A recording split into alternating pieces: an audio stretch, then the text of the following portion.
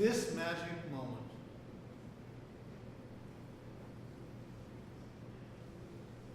Often we miss it. The reason we miss it is because we are so habituated to stay in our mental frame of reference of what we have come to believe is. Just like this auditorium. You've been coming here for 37, 38 years. We come to look at it and see it the way we've grown accustomed to believing it is. When the fact of the matter is, this place is alive with its own energy, with its own awareness. You look at the floor and you say, okay, it's a wooden floor. If you look more closely or have a familiarity, then you say, it looks like oak. That your feet are right now on trees that used to stand perhaps hundreds of years prior to this incarnation.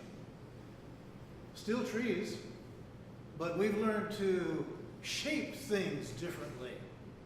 Just like all of the rafters that are over us, another tree, another forest that we so seldom ever recognize as being.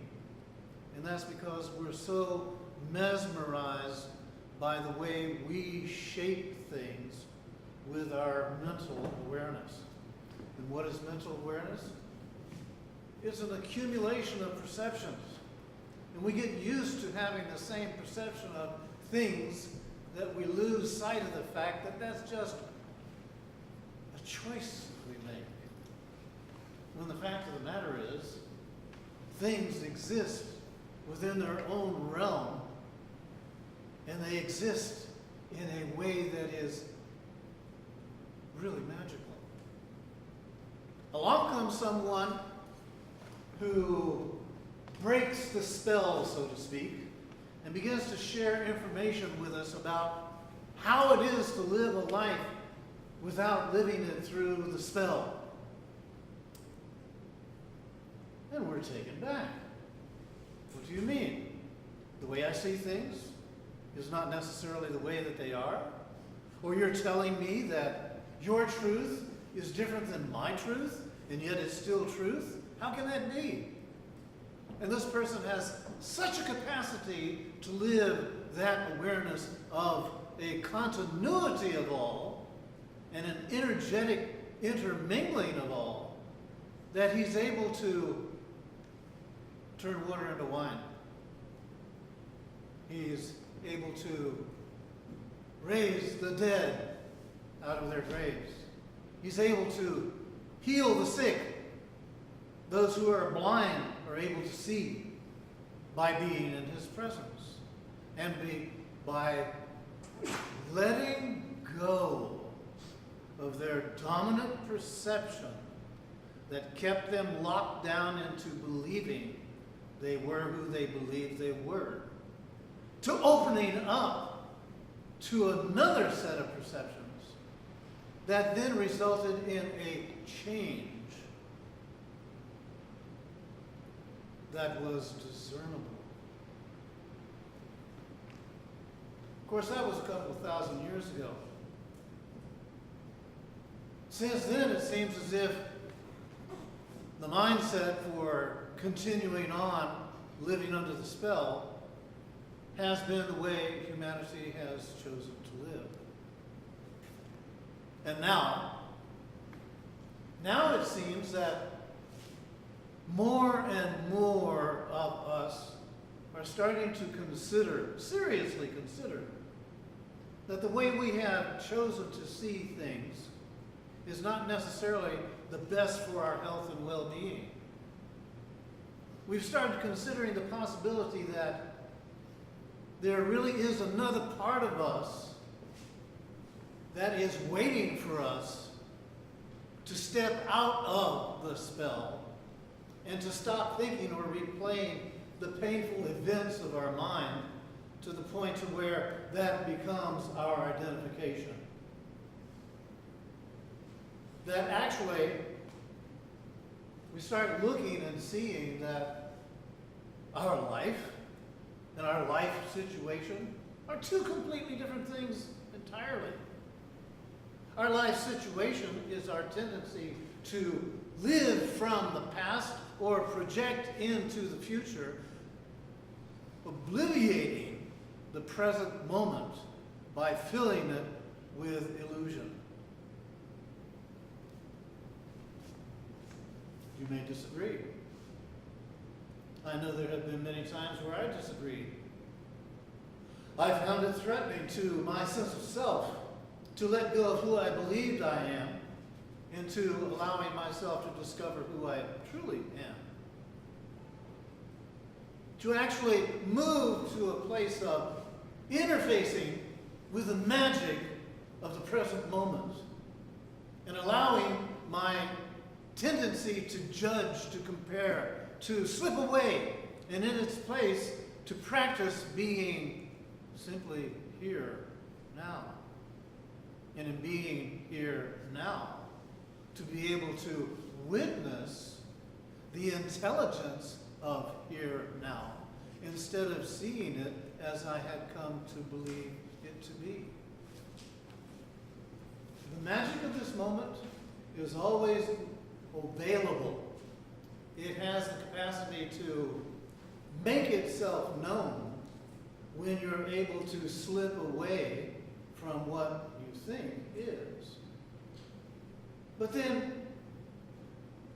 where we are right now, that seems to be in and out, off and on, occasionally.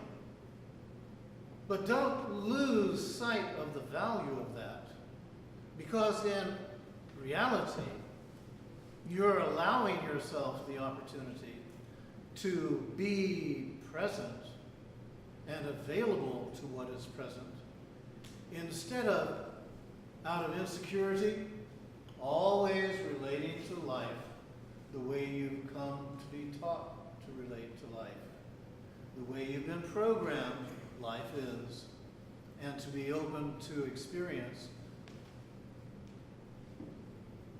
this thing called Source, this thing called life itself.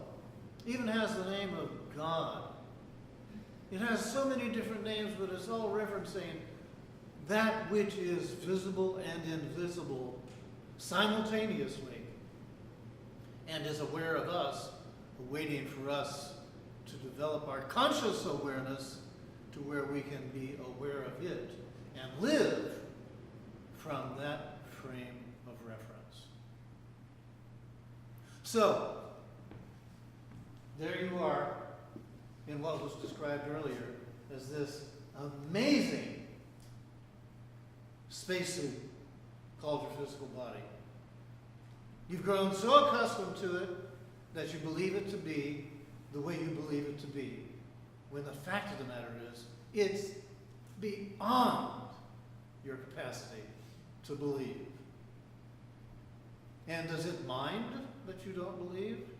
Only when your belief starts interfering with its operation. Then it will get your attention by you resulting in getting sick, achy, your mind doesn't work well, and then you go to a doctor, doctor, I need help, when really what you're saying is, I need to open myself up and start being in harmony with me. Which is really you saying, I want to experience the magic of well-being. I want to experience this in an extended period of time so that I can rejoice in my becoming. We could go in so many different directions with this today, but mainly what I want to do is encourage you to look again. Look again at who you believe you are and see that that's all it is. It's just a belief. And that who you really are has nothing to do with belief whatsoever. It has to do with your being able to shift out of the predominant perceptions you have of yourself and life and allow yourself to take on some more expanded views, so that in the process you begin to expand yourself.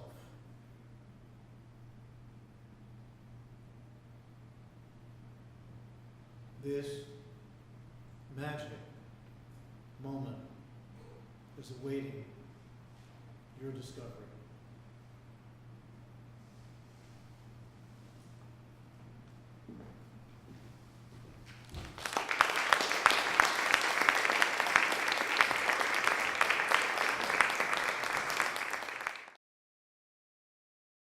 For more information about the Metaphysical Church of Enlightenment or the Rodin Foundation, please go to our website at www.rodin.org.